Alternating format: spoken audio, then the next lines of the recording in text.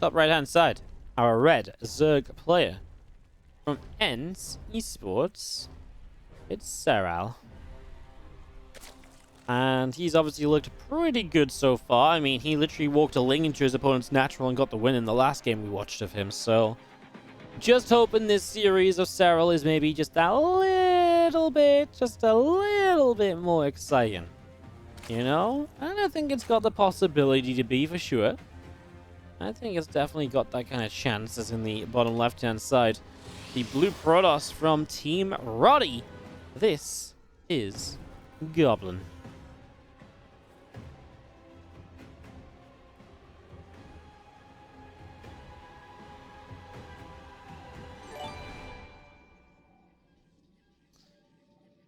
Alright, Goblin, what you got for us? Says, hey, what's up, Dej Enigma? Thank you so much for the 8-month resub on the Prime. Welcome back. So says hooray, and thanks for all the games.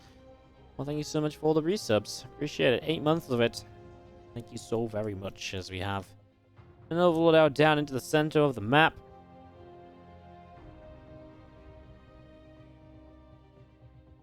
Goblin, so I think Goblin's got the potential to make this interesting and fun. Like, I don't think Goblin is a favorite against Serral, don't get me wrong, in any slight way, shape, or form. To me, Serral wins this every time, but I think Goblin can do a couple of crazier things to throw Serral off a little bit and to make it a little bit different. You know what I mean? Don't forget, Goblin took a map off Serral during Nation Wars at the end of 2019. So yeah, he lost to him in DreamHack this year, I think, but you know, he took a map in Nation Wars. You know, never don't believe. Because Goblin will do crazy things. Goblin will, you know, switch things up, do things a bit different than usual, and all that kind of stuff.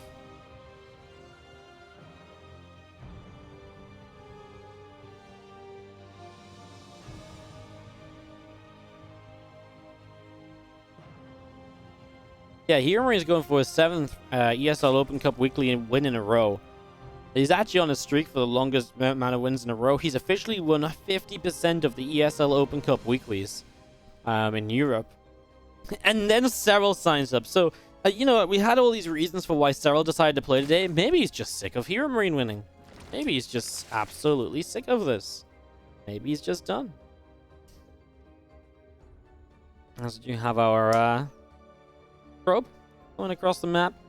Early 2 lings get in. Goblin actually made an early zealot, so he's kind of got a, you know, a way to kind of chase those lings down at least. Stargate is on the way up for him in his main base.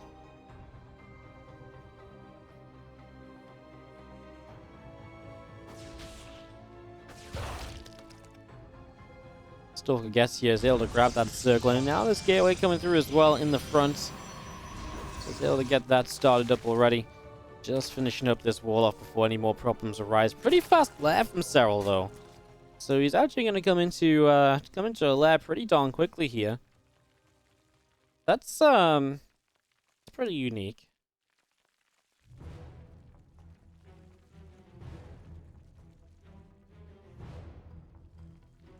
They're about halfway done. The single Zerg now down the bottom side. Void Ray is halfway along.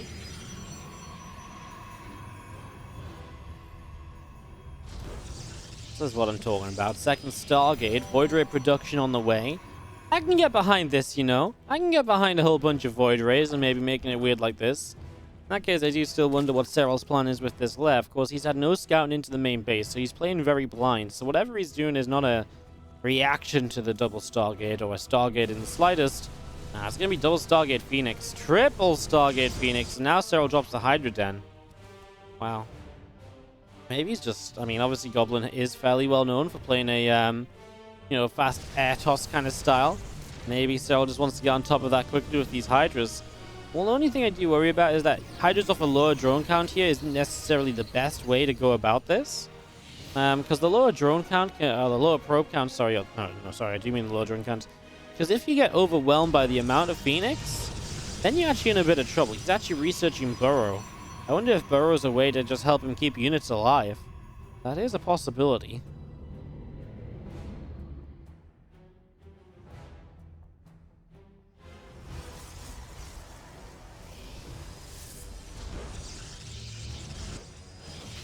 Void Ray continue to patrol around there. The Forge coming up from Goblin. So getting that coming through as we do have the all the Lings just still continuing down the bottom left side. We've got this group of Phoenix still looking around too, and a bit more damage onto the Ovies right now. So Ovies just taking that little bit extra. Do have the Phoenix continue on the way out as well, plus 1 air weapons on the Cyber Core.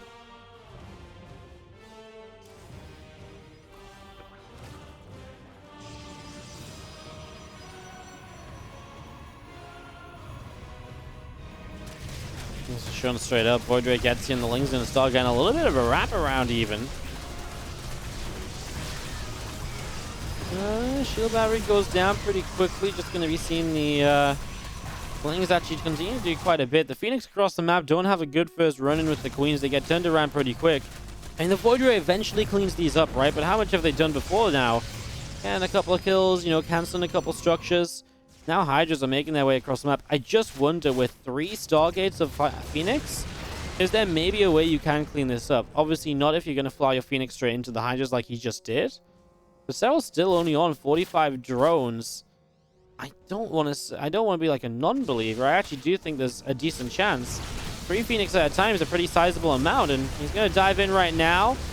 I mean, all you have to do, in my mind, is get rid of the Hydras. If you get rid of the Hydras, the Zerglings on the ground as a follow-up don't do much, and so far for me, this is a hold from Goblin. He shuts down all the Hydras. 3 Stargates is just a little bit too much for this Hydra count. Yeah, I mean, just because the Phoenix are so good at shutting down Hydras and you're building 3 of them at a time, the biggest issue may still be the Zerglings, but there's a good army here now. There's a battery and a cannon. Unlikely that's going to be, you know, coming around to do too much, as you do see the rest of these Phoenix still around to the upper right side. Well, we're going to try and find a bit more. The Hydras staying joined up together, though, making it difficult to justify the commitment to lift up any of those Hydras and to really try and take them down.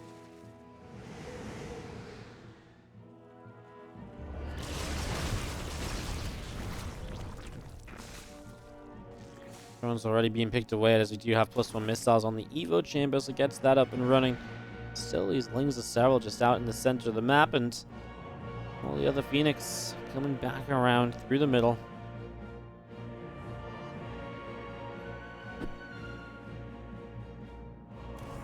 Charge is the next step from Goblin, and I like that. Actually just taking us into like a proper ground composition instead of trying to overwhelm in the skies. It's going to take it through to charge. Charge lots on the ground are actually going to be really good against Lings and Hydras. The only thing they're not going to be good at is against the, you know, additional, you know, if Banes get added on.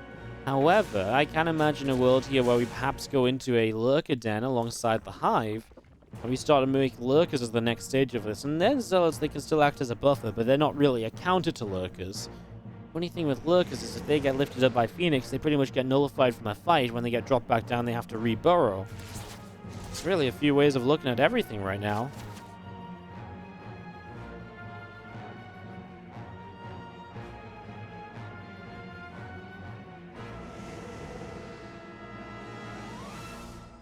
Well, the Phoenix in the center, the Lings on the bottom side. Phoenix gonna try and make their way into the main. Hydra's able to get one of the Phoenix right from the start here. So that Phoenix goes down. A few Infestors on the way up with Hydra's coming through. Hive in the main base as Phoenix Sky Bomb into the main. First couple of Overlords already down here. Now turning back around, getting a couple of extra drones.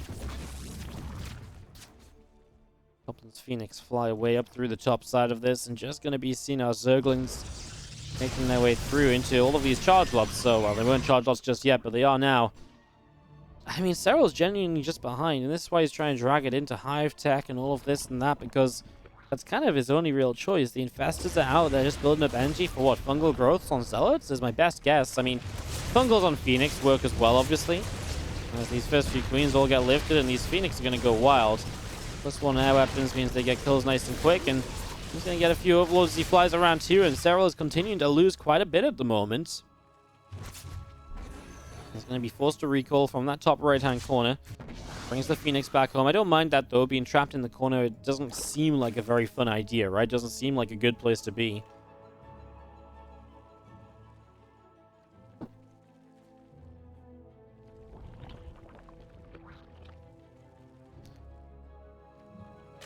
Hydras and Infestors all joining up. The other Lings setting up on the bottom.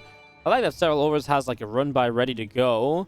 Goblin's going to run into a few of those lings. I mean, he hasn't got major defenses set up on either bases, really. I wouldn't mind to see him go, especially as he's going to get maxed out. He's going to start having some spare money, really add the cannons, batteries on these bases, making sure the counterattacks from Serral are going to be that little bit more difficult to really make work out.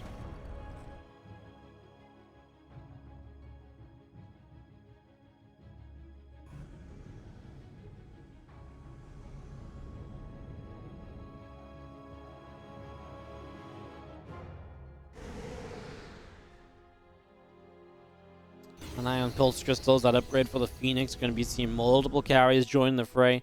I like the addition of the carriers. I'm interested in what Serral's late game plan really is. Hey, these infestors, I just want to double check with you guys. These aren't for Microbial Shroud, are they? Like at first I thought fungals, but now I'm kind of thinking he might try and hit Microbial Shrouds and fight carriers and stuff. And that's got me kind of worried. But that's Serral's plan. Like, has he gone crazy? Well, if he does that, then perhaps. The thing is, there was no storm.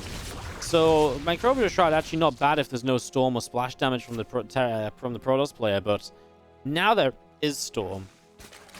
So now I don't like it, because now you put a Shroud down, and that's where you put the storm, because then the units can't stand in it. So, they can't benefit from the entire point of putting a Microbial Shroud on the ground. Goblin backs away. With the Phoenix, his main army is actually making progress through the center of the map. 5 carriers, 4 High Templar. They have the storms on them. A few zealots in our corner too. The spires aren't up just yet. Corruptors are the real answer here. The problem is Serral's still not maxed out. He doesn't have money to just crank out a whole ton of Corruptors against this either. Comes in, picks off a creep team already, pushing forward. We're gonna see our zealot charging in. Microbial Shroud! The thing is, here it kind of makes sense, because the High Templar can't get there to drop the storm, because the Lurkers zone the High Templar away.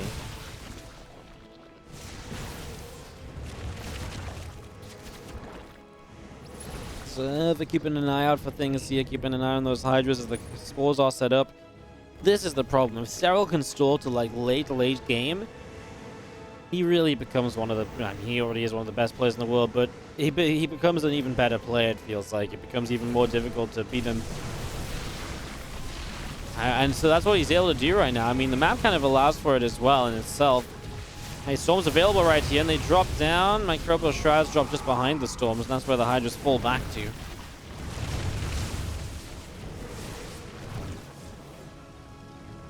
Only Microbial Shroud also, like, healed units that was in it. That be too OP? Maybe. Does Zerg need extra things in the world? Probably not.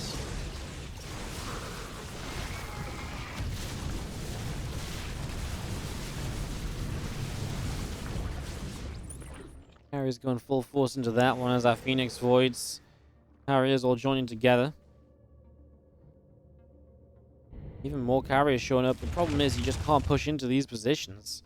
But Serral isn't on Goblin's side of the map, so Goblin takes that opportunity to just drop down extra Nexus.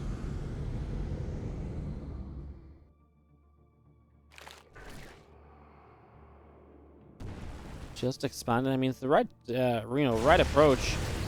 These Phoenix come in, trading out for drones. I mean, honestly, at this point, you kind of want to lose the Phoenix a bit as well, right? Because you kind of want to get more of the units that are really going to make a difference here. This is a real commitment in. I mean, the ground army's kind of getting battered by Lurkers, but it's the double feedback, triple feedback even on the Vipers, so he is able to get rid of one of the major threats that are against this army. And he's actually made his way into a very annoying position. Phoenix just sat over here killing Overlord, so no rebuild, no remaxing for Serral. Microbial Shroud going down again. The High Templar just can't get in range to storm into the Microbial Shroud because the Lurkers keep zoning them out. So the Lurkers are keeping them away. So the Storm can't punish the Microbial Shroud.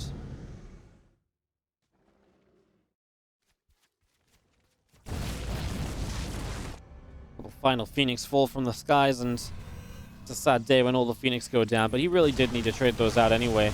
He's building Resonating Glaze. Why is he getting Glaze? What the hell is he planning with Glaze? I've got no... I don't know if I want to know. He's gonna try and build Mass Adept, but this... I mean, Lurkers are... That's the thing. Lurkers are good against the majority of the things that Everything else is bad against ESL. It's going to go for this right side base now, so they're going to go charge straight through. Getting straight in here, going to pick off a queen already, another queen soon to follow, and yeah, these other Zells just kind of swiping their way through so many drones. 4 workers killed. And there's a few more Zells showing up. They get taken down. And Roddy, Team Roddy's Goblin, is gonna get pushed back over this left side, so still being kept back. I mean, he still has all these bases untouched, remember. Ooh, this is a play. Recalls the army to the bottom side with the mothership. There's a few units here, but most units aren't in position. Remember, if Serral can get up to Corruptors, then I think he has a much better time. The problem is, getting to Corruptors is kind of difficult because of what happened early in this game. And that's why we aren't really seeing Corruptors being made, because Serral didn't have a chance to get there.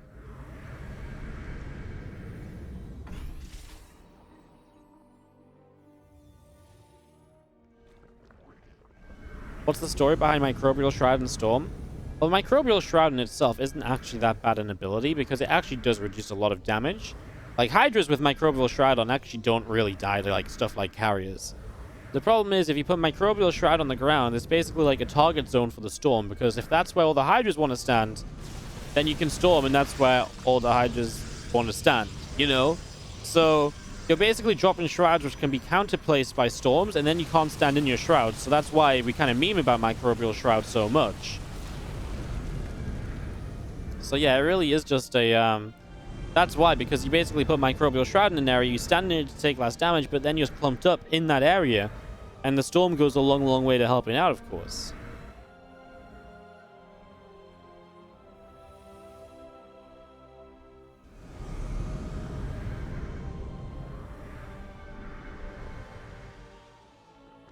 Alright, up to the upper right, just going to drop a Revelation down. I'm a little afraid about these Vipers, because they're going to get some abducts. Wow, one Void Ray, and he hits every feedback. Good effort by Goblin. See, Storm right there is deadly, because all these Hydras are just so clumped up, but he's just not finding the Storms. You can see right now, the carrier is actually just not dealing that much damage in the Microbial Shroud. But if the Storm was there... But what I'm saying is, right now, I think that the Lurkers are really zoning out the High Templar, so you can't get those Storms down. Well, Lurkers continue to drop. This fight from Goblin, once again, he maintains being maxed out, while Serral's now rebuilding into Corruptors, though. And Corruptors are probably the best thing he's going to have had so far in this game against this army of the Protoss, but... of the Protoss. So he needs those... He really does need these Corruptors. Or else he's going to be in trouble. Revelation goes down. Spores are caught, and High Templar all joining up still beneath this mothership. Just needs to get forward enough to put a Storm down. Like right now, the Storms would be great, but you can see again the High Templar take damage. Yeah. I can understand his problem. I can understand why he's not being able to hit them. I'm just kind of excited for him to get them though, right? I'm like hyped for the upset. Hyped for the upset. And just make it happen. This left-hand side gets in. A queen goes down. Corruptus taking a whole bunch of damage right away. Carriers picked off by the abduct.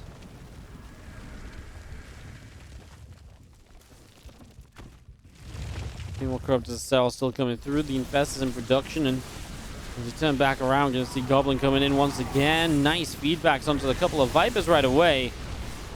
Actually gets the kills on them as well as they try to leave, so...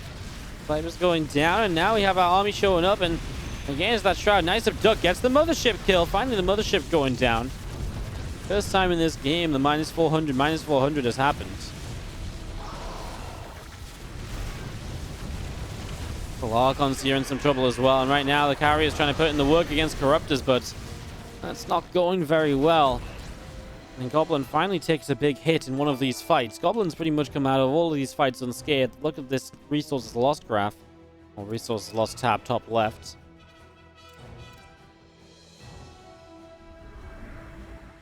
That's a, it's a big deal. That Goblin's finally actually having to rebuild some stuff, because finally Serral will chip away at this bank of Goblin, which has seemed endless. The thing is, Goblin is still just denied his opponent to 5 bases. So Serral's also running out of money here soon. As Goblin tries to take this right base in the bottom right.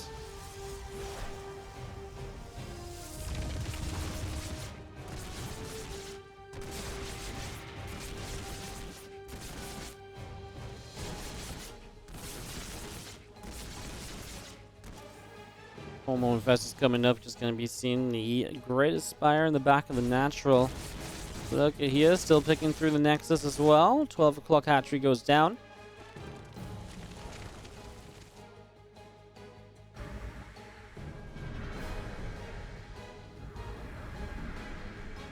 Voids carriers, a bit of everything else continuing through. Look at it, and the bottom right gets picked off. There's a couple of probes getting picked away as well. Goblin still setting up.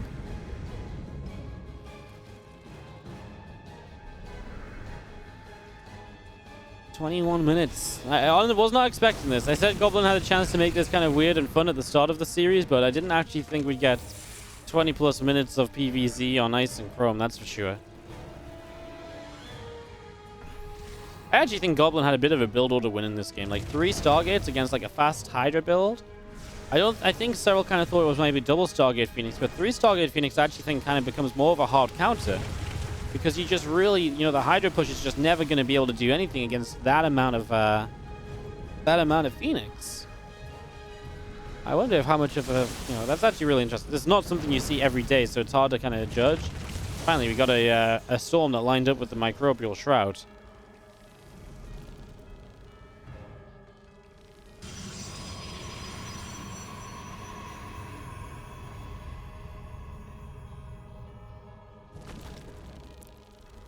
Corruptors and the Vipers backing away. Man, Goblin just has bases all over the map. Just going to be seeing this lurker. Well, these probes are going to run at it. That's not really the smartest way to play about it, but it's something to look out for. Nice abduct. I mean, the thing is, these Vipers have been well feedbacked throughout the game. Goblin's been really good at trying to zone those Vipers out and making sure they don't get too many opportunities.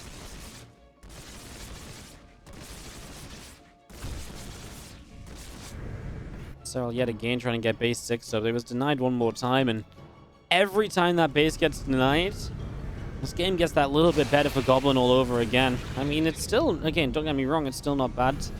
It's still good for Goblin anyway. If that base 6 never goes up, I actually don't think Serral can win this game.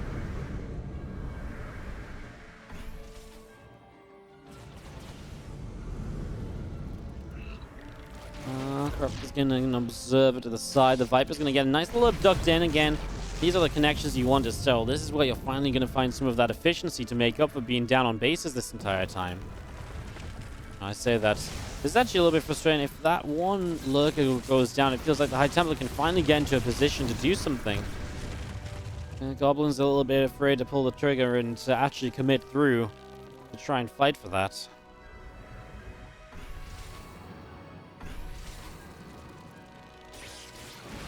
Couple of abducts in, and that's going to be 2 oracles taken down right from the start, and now back up to the top. And the thing is, Goblin having this base gives him somewhere just to fall back to even, and that's actually kind of a big deal. He's going to take this fight. These lurkers get pushed back. And the next thing you know, you've actually got this hatchery top left-hand side. You see the rest of the spores all building up.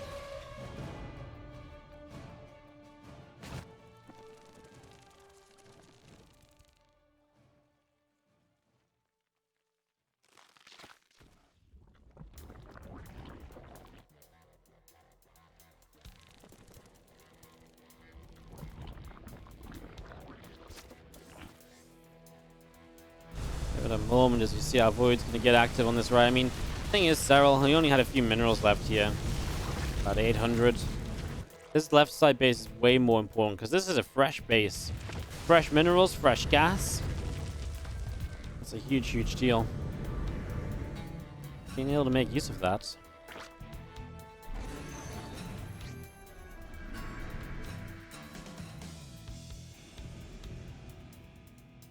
Close to the left-hand side, Goblin just switching up directions. He actually has the Mothership to recall back to the right. Mothership recall is on a separate cooldown to the Nexus recall, so you can make those plays.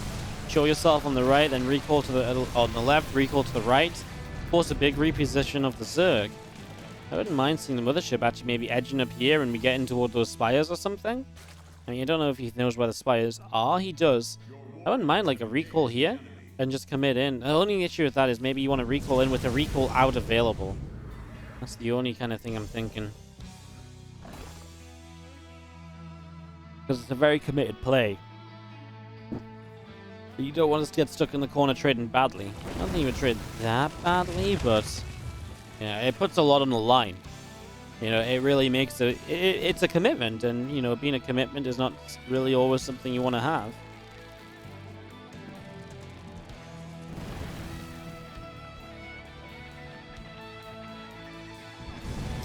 He's gonna make the play. He's gonna go for this natural expansion. So across we go. Recalled over here via the mothership. Spires will go down. Obviously, that's big targets, and he's gonna know. That's those are actually really nice catches. New Spire start already from Serral. He knows the threat he's facing right now is, well, his army's actually going to get a few storms off, keep things at bay. A few fungal growths so far, but that's about it. Mothership gets abducted and yeeted immediately. Spore Crawler's just able to take that down. There's so many corruptors here as well. The High Templar still trying to drop storms, but there's also that potential to gain feedback, and the Vipers is very important. Hard to hit the feedbacks when these Vipers are in amongst all those corruptors. The thing is, Goblin is trading, and if Goblin is trading, I still like it for him because he's got a massive bank. What does Serral have? Yeah, he's got a bank. Does he have a massive bank? No, he does not. Yeah, I'm not trying to say Serral's poor, but he's not as rich as Goblin is. He's going to be seeing storms dropping down all over the corruptors. And Goblin's going to lose a lot, so the biggest issue right now is the rebuild. However, he got rid of the Great Aspire. So by getting rid of the Great Aspire, what he's done is these corruptors are kind of dead weight until they can morph to Broodlords. Can Goblin do something in that time frame? He warped in Stalkers, so he knows the potential of what he can do. The only thing I'm worried about is these Lurkers are still kind of a big deal, right? Those Lurkers are still very good defensively. He needs to get some detection over there. He needs an Oracle. He's actually already built one, so he knows what he needs better than I do, obviously. That's the hatchery. Revelation drops down, keeping track of some of those units over there.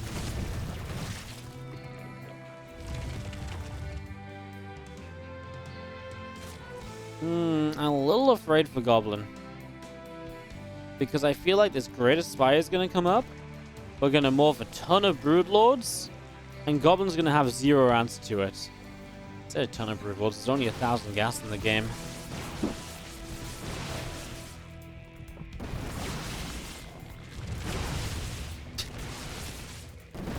God, trying to cancel this base. The Lurker's coming. He's just going to have to commit for it. If he wants it, he gets it, but it costs him a few Stalkers. DTs and Zealots into the main. They're going to take down the Infestation Pit, take down the Hive. Again, unfortunate that the Great Aspire was already begun. Well, so he might have had an even further delay on that, and I do feel like the Morph of Broods is kind of scary, but like, again, only 1,000 gas from Serral, so how many Broods are you really going to get out? Really not that many. DT's going to go hide in the corner. Yeah, it works. Serral doesn't pay attention. He thinks they're gone. This group of Stalkers still trying to see what else they can do. Coming in, blinks in, just going to clean up these Lurkers. That's it. There's no other ground defense on this map from the top side. So these Stalkers are having a good time. There's the new Lurkers showing up, or the rest of the Lurkers showing up. Stalkers, a couple of them miss blink. DT's still cleaning up in the main base. Serral now down to 4 base locations. On Ice and Chrome here. 29 minutes deep. We're about to click over the 30-minute marker of game 1 of this best of 3.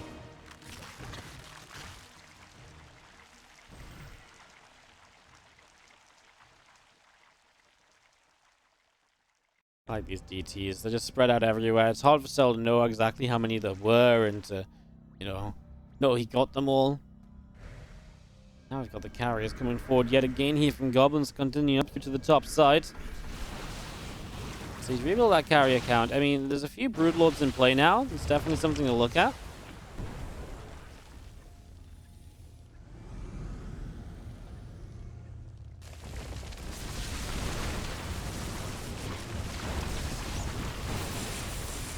Time warp down. A few Broods getting slow. The Viper gets an abduct off. And the ship just dies in an instant. The thing is, Serral's actually losing his scores. Serral's still gas starved, and that's why, again, this base up is so important, because the extra gas will really feed his mineral bank. Hey, Goblin has to think about it too. He's got actually so many minerals compared to his gas. He actually maybe needs to think about how to spend some of those minerals. Yeah, like this, right? Like warp in 10 Zealots and send them places, because I actually think that's the sort of thing that's going to win Goblin this game, having good mineral efficiency and making sure that he's always got the minerals and gas, minerals, gas to spend his minerals, The last thing you want is to be stuck on like 10k minerals and no gas at all, because then you're just running zealots into their death and you're not going to get anything done. But running zealots in right now when other things are happening is still actually pretty okay. You know, that gives you, this time it didn't really work out, but it gives you options, and it does slow your opponent down and put them into positions where it's like, oh crap, I got to go deal with this, and maybe that opens other positions. So you got to find the right way to spend those minerals.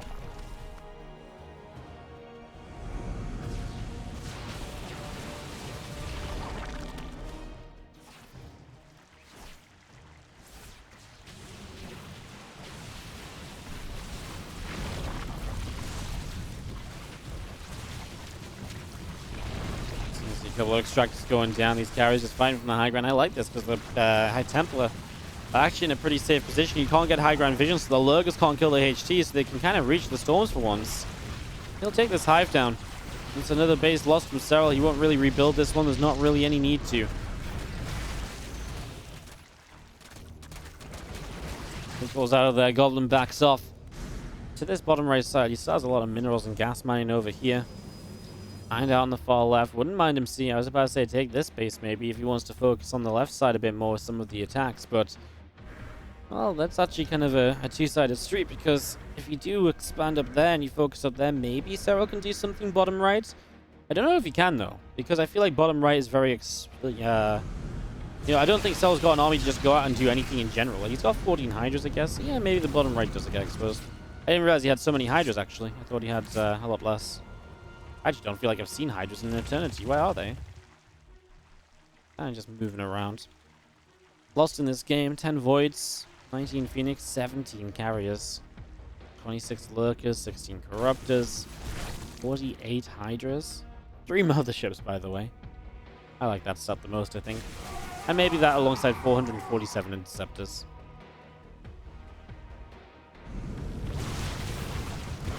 Nice abduct. Another carrier goes down. That's why you need to be ready to hit those feedbacks. But that's difficult because going up a ramp, you obviously don't have the vision, so hitting the feedbacks is, I want to say, not impossible, but it's much more difficult. I think it is impossible if your opponent plays well. So the Razals just crash into Hydras and Lurkers, not much achieved once again. You need this army on like the left side and then hit the right side, you know, pick off some of these spores or something. I think that's how you maybe start winning with stuff like that.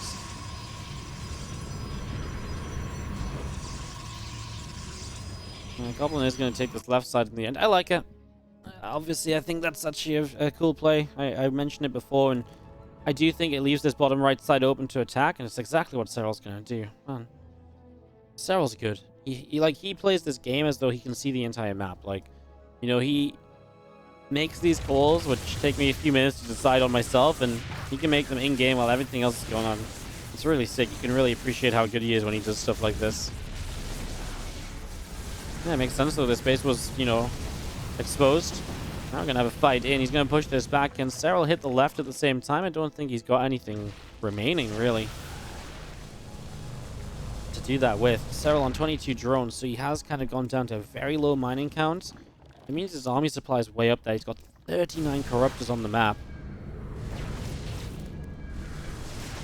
See, I kind of want to see a couple Archons to help against the Corruptors in a fight if they clump up to fight, but then the problem is these Archons are just going to get derped out by the Lurkers. They're just going to get taken down from afar, and then it just feels like Serral doesn't take a fight without those Lurkers putting in good work on the ground army.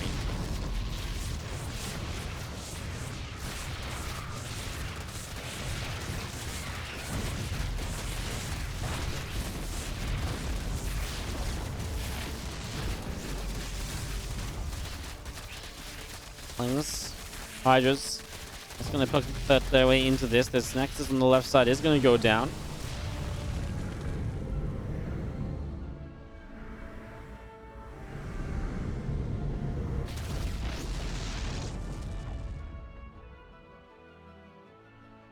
We're showing up. The Ling's coming through. A lot of Ling's getting picked away at here as we do have our Hydras continuing to way up to the top side.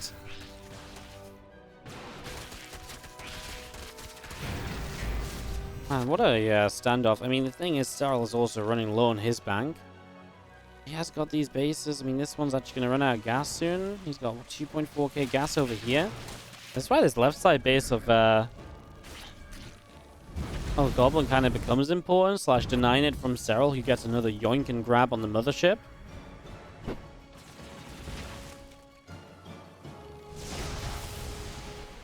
Is there still gas left over here? There actually is not any. Let's find out. It's answering a question from the chat.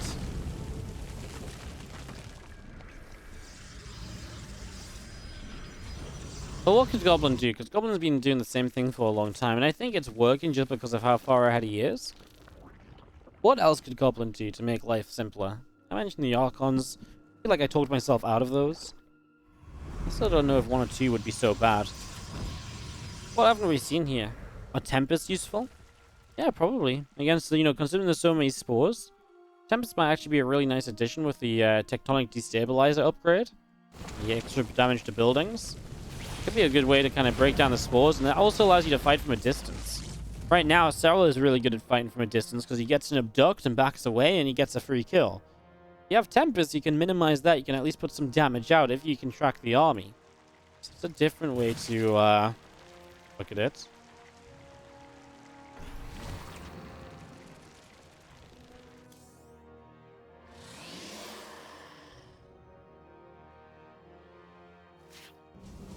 I was talking about how Serral's going to speedrun this tournament, but apparently Serral's the one that's going to hold the entire bracket up.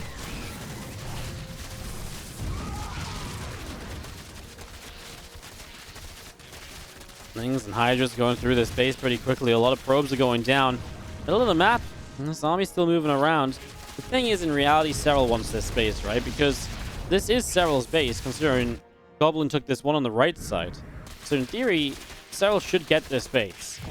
They have an even number of bases in the game. If that happens, it's still good for Goblin. Right now, it's really good for Goblin because the resources lost is just in Serral's favor, but he's mined an extra base.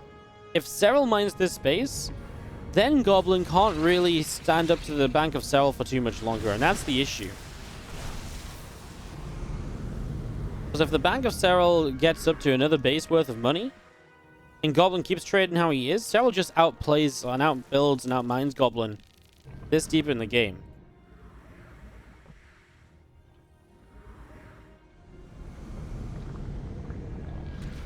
Just a reminder that 5% of what Goblin lost in this game was through motherships.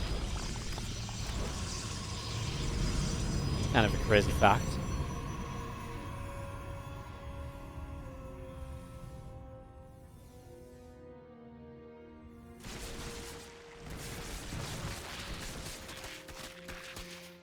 Zealots and GTs escape away to the right side. Carriers still moving on the left. You guys remember when I said I didn't have a drink when this game started? I figured I would just kind of be okay. Think again. Woody's throat is dying.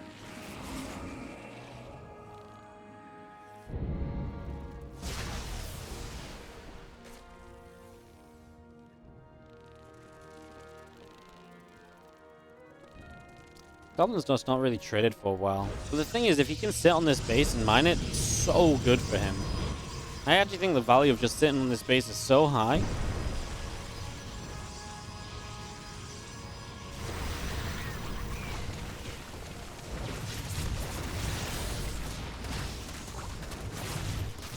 The Stalkers go down. They're not really units you kind of use right now in this fight, so it's not the biggest loss.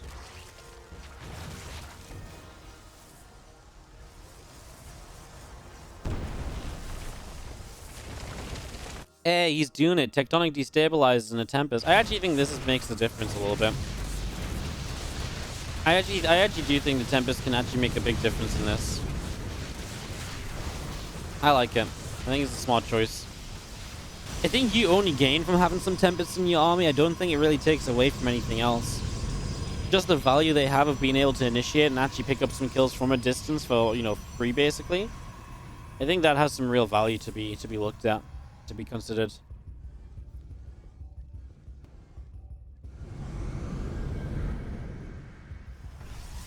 Problem with the massive batteries, and I mean, mass battery and cannons is a good way to spend that mineral bank. It's definitely one of the ways he's worked his way down in them numbers.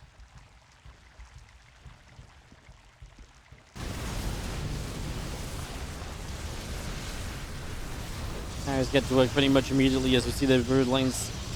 Broodlords just firing forward and trying to pick away at this base, trying to slow down the mining of it. Trying to stop Goblin from having it. 41 minutes now.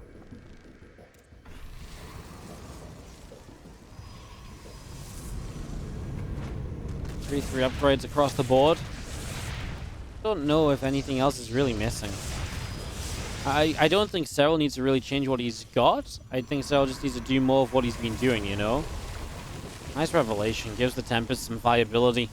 Going up this top left-hand side. Hey, the Tempest.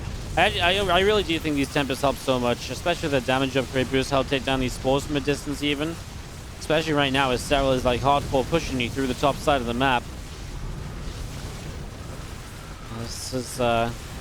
This is almost, you know what this looks like, you know, the classic thing is it's like, oh my god guys, it looks like box art, you know, it's like the scenes from the box art.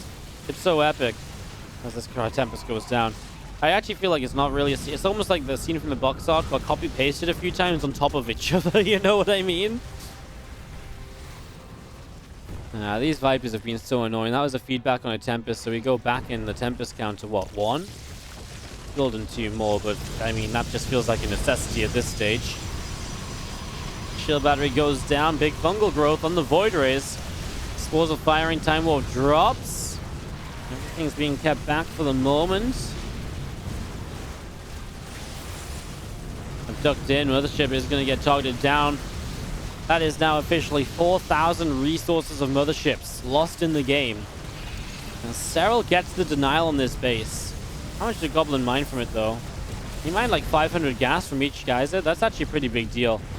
Anything you can get from this is generally going to be good, right? Like, there's no downside to like having mined just a little bit. The only downside is you didn't get to mine more. So any amount that you mine is good. As this fight has just been ongoing, obviously Broodlings keep dropping in. We're going to see Revelation dropping through. Gets an Abduct on an Oracle right away.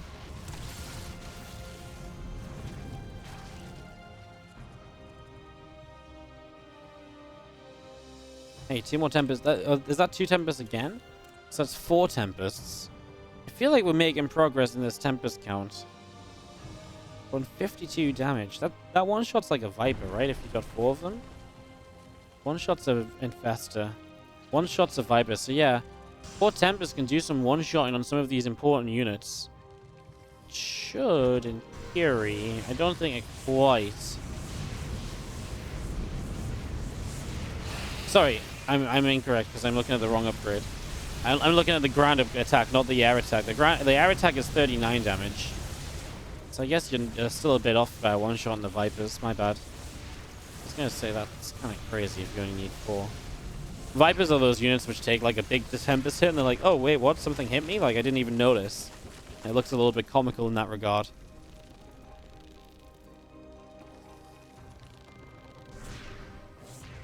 "45 minutes deep. Ice and Chrome PVZ delivering yet again. Ooh, nice little abduct in, and that's a dead Tempest for sure.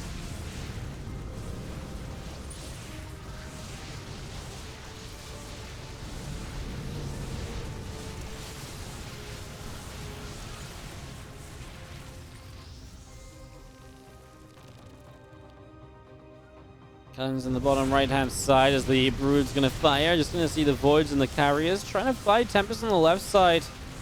Working their way through this hatchery.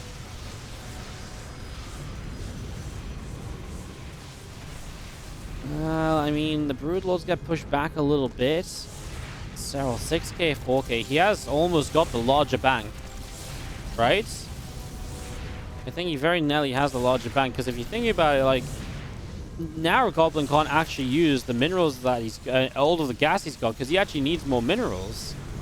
How the tides have turned. He denies the mining of Serral over here, though. I really do think that's important. He's actually getting a bunch of Spore Crawler kills as well. So Serral's a bit here, there, and everywhere on that left side for a moment or two. Hey, Tempest's actually going to get a Broodlord kill or something. Oh, I actually don't know what they fired into there. They just fired into the midst of everything. A new Mothership showing up. How important is the Mothership right now, do you think? I feel like the Mothership is like, I like, in theory, yes, I get it, it's important, but like, I feel like it really is just dying. Like, not to really, I've never really embraced the meme as much as some other people have, but I mean, it really has just died and died and died again, you know? Like, the earlier mothership had some plays. It, like, did some recalling and stuff. I'm not sure if this mothership is anything but, like, a big target symbol. Like, it's just a bullseye. We may as well just build a bullseye on this.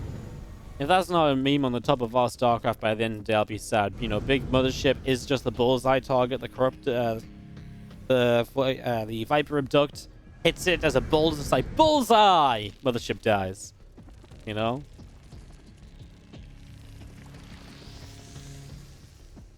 Five Tempest, one-shot Vipers. That does make more sense. Yeah, I had a bad call on that. I was looking at the wrong attack. Oh, wow.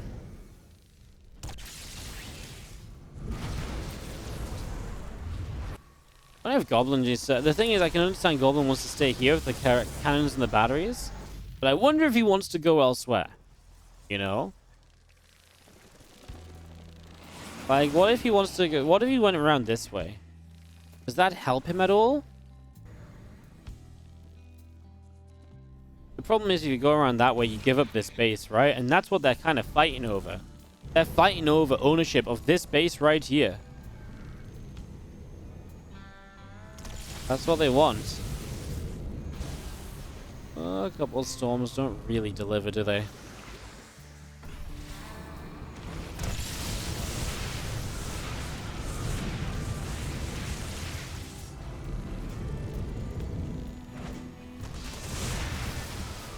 Honestly, the units lost tab doesn't even amaze me that much at the moment.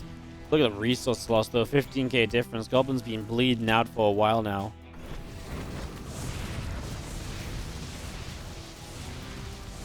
It's a huge deal. Bridge fire in, the carrier's showing up. DTs, hey, DTs could do something. I mean, they are in theory stood right next to a bunch of spores, but Serral's not doing anything about it. The DTs have blink, right, so they can get away. Oh no, there's a new spore crawler though. No. Well, I like the idea, but in practice it didn't really work so well, did it? I mean, I don't know where you're ever gonna hope the DTs end up, because you're just always gonna be in range of a spore crawler.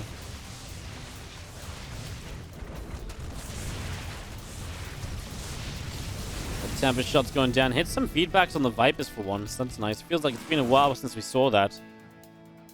Hit some feedbacks early in the game, and we kind of mentioned those then, but it feels like it's been a while since we've had something to cheer about in that regard. Is Serral? He's actually starting to get this base up again. What's Serral really got mining? Absolutely nothing. He's got 7 drones. Even if Serral wants to mine out this base, he doesn't really have that many workers to do it with. It's going to be a really slow progress.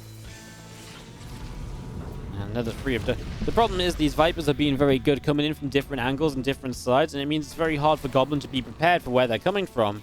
And then you're just not really in the right place at the right time, and then you just get another unit yeeted into the Zerg army, and then you're just like, no.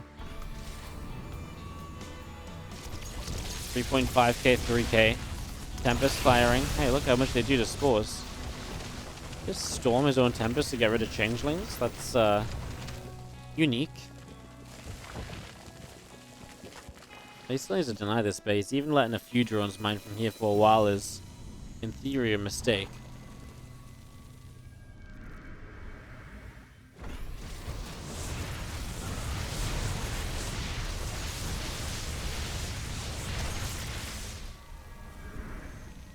.50 deep. Tempest fire on the left-hand side, gonna pick away this hatchery. Yeah, I mean, Serral's just not gonna get that. Oh, yep. Guys, another mothership died. Ding, ding, ding. Mothership kill counter is at 7. Can we get to 10? He's not gonna have much money to get to 10. Number 8's building. He'd have to spend like a third of his remaining gas on motherships. That's hilarious. Like, actually hilarious. Oh, yeah. Is there any chance this ends in a draw? I don't think so.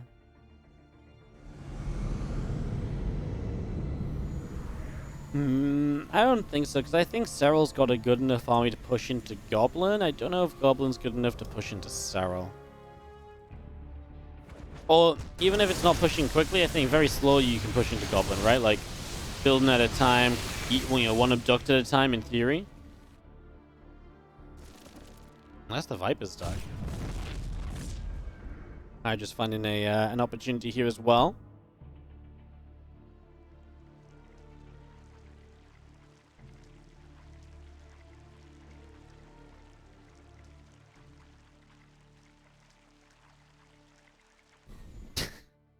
Hi guys, welcome to the ESL Open Cup Weekly. First time Serral ever signs up, he gives us a 51-minute game on the round of 16. Map 1 of this series, by the way. Map 1 of this series.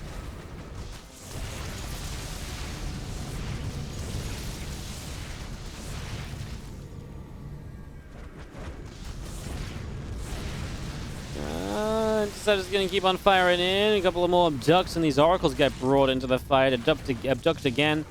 Double kill on the Oracle.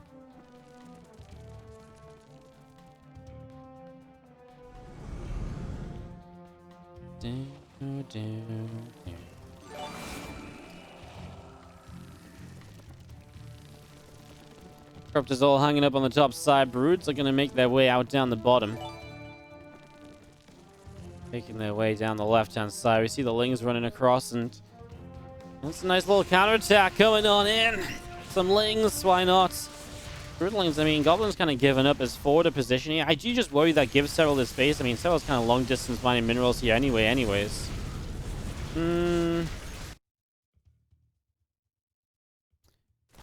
Yeah. New motherships here, guys. Time to get to 8 motherships killed. Here's the question. Will this mothership survive to the 54th minute of the game? Will it survive another 50 seconds? Answers in the chat now, please. And we will find out. I'm gonna come out of this game and the entire rest of the bracket's gonna be played. What are the ESL rules for game length? I don't think they've got game length rules. I think we just play until there's a in-game draw. But there's not gonna be an in-game. I don't think this is the sort of game that ends in an in-game draw. That's the thing. Like, yeah, they don't really want to fight each other, but eventually, slowly but surely, they get chipped away at him. I think Goblin loses that fight. Right? I think at that point, Goblin loses that fight.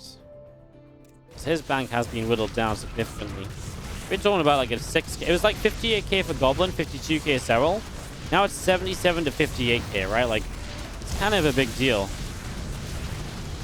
I think Goblin's best chance is he kind of needs to win one big fight all at once, and then maybe the reinforcements can't do too much because they get picked off as they arrive. Oh, he's going to find the Broodlords. He actually gets a kill. Something died. Infestors drop a fungal growth from across the way. Wants to try and hit the Revelation, so he has vision to use the Tempest as well. But then putting the Tempest forward to use their, range obviously exposes them to the Abducts as well, right? Guys, if you said the Mothership would survive, by the way, it's actually maybe even going to survive to minute 55. Can you believe it? 198 Goblin army supply on the map. Another Revelation goes down. Broods, Hydras, all caught in it. Goblin getting much more aggressive right now, making a real stance at the moment, it seems. He really wants to, say something about how this is going. I don't blame him, because I think sitting back is not going well for him. And shots a couple of spores down. Okay. Okay. Remember, storms available too. You hit some good storms here, and that can change everything. Drops a Revelation, just tags the Overseer. More Tempest shot fire, and the Voider is going to engage in. Here we go. Time Warp coming down. And we're just going to be seeing a lot of the spores getting cleaned out. Corruptors are looking for some kills. He gets the yeet. Why do I keep calling it yeets today? Yoinks on the Tempests. Will the Tempests go down? Serral just has the bank to rebuild, though. I really do believe. Goblins. Storms, remember. Oh, no. If he gets Chain Fungal, though, the High Templar will die in those Fungals. He's just lost all but 2 of his High Templar in that. Voider has just activated Prismatic Alignment. They're making a move forward. Serral is still yet to rebuild, by the way. He actually only has 13 lava. Serral, I didn't think lava was going to be a problem for him, but actually only 13 lava might be. Mothership number 8 has gone down. Serral's going to make a few corruptors, a few lings. I actually really do think lava's an issue, and he just didn't think about it. Oh no, he's losing 3 units in the top left. All those tempests go down for free. You can't be taking losses like that as Goblin right now.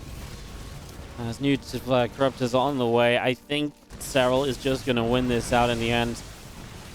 Yes, fungal growth and parasitic bombs are going to blow up all the void rays. I feel like Goblin had opportunities earlier, but it's just gotten to too late a stage of the game. And this is going to be a cleanup from Serral to clean out game number 1 at 57 minutes. Serral is able to take the first map of the best of 3. On the bottom left-hand side of the map, up 1-0 in the best of 3. We do have the red Zerg player from ENCE Esports. It is Serral.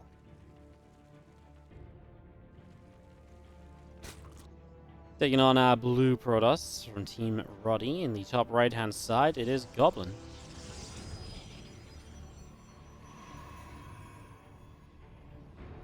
Alright guys, jumping into game number 2 of this best of 3. As we get this underway, look to see how things will go. I mean, we go back to, like, we reset to, like, an early game, right? And, I mean, I actually kind of think, like, early game, PvZ, it's like, well, Goblin kind of makes it weird usually, and he did. He went triple Stargate, and Serral did this kind of fast lair Hydra Ling attack that put him behind and really gave Goblin control of the entire map. And that's why Goblin was able to get such a long game out of Serral in the end. I mean, Serral turned it around. Credit to Serral. He played it slow, he played it steady, he did what he had to do. And in the end, he got that job done.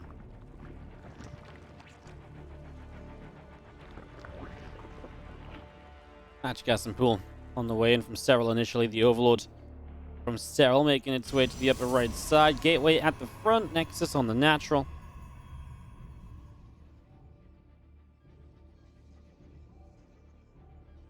That's just going to be seen our Nexus. Coming on through then. Overlord on its way to the upper right hand side.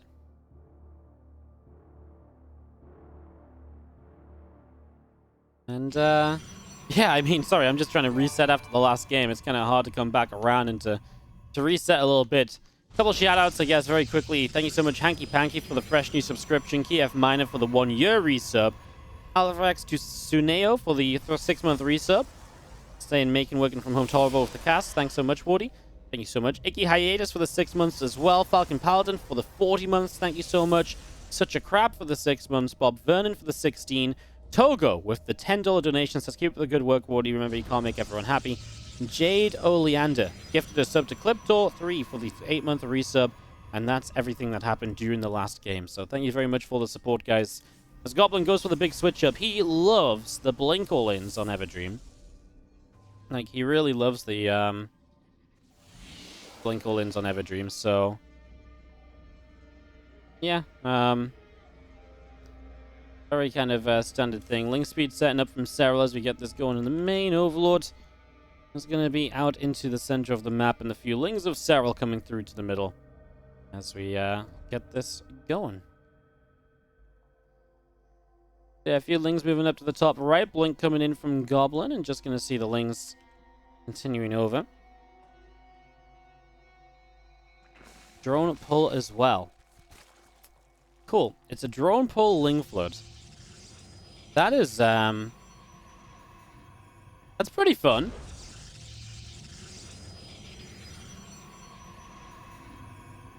So the idea is you drone drill through here so the Adept gets caught and you can actually deal damage much faster than usual. And if your opponent's not expecting it, then it's kind of an issue because you don't have anything in position to wall off with. So yeah, this is actually really bad because these drones are going to drill through. Now you can block anything on the follow-up. You can't re-wall behind this. Yeah, this is kind of awkward, huh? Okay, nice. He actually gets a Cybercorp here. That's probably the right play. Thing is, now you're going to lose out on the right side, and you just can't deal with that. Wow. Serral goes from extreme late game to extreme early game. As he pushes on through, the Lings come in, the Stalker's being chased, and, well, Serral is Gonna get into the main. He's gonna catch that Stalker. GG's called, and Serral takes the 2-0 and is able to win the series and go through to the quarterfinals, where he would play against the winner of Vanya and Geralt. GG's.